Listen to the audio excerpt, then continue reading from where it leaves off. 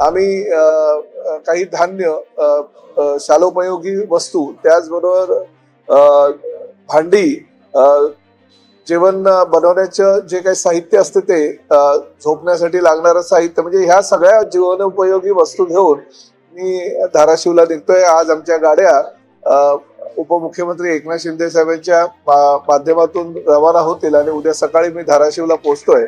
प्रामुख्यानं शासनाची मदत तर शासन निश्चितपणे आज शासनाचं धोरण जाहीर करेल, कारण कुठल्याही शेतकऱ्याला आम्ही वाऱ्यावर सोडणार नाही. परंतु तातडीची मदत म्हणून जी काही गरज शेतकऱ्यांना आहे आणि जे कुटुंबीय उद्ध्वस्त झालेली आहे त्यांना मदत करण्याच्या दृष्टिकोनातनं ही शिवसेनेच्या वतीनं आणि वैयक्तिकरित्या प्रताप सरनाईक ही मदत उद्या त्या कुटुंबियांना देणार आहे.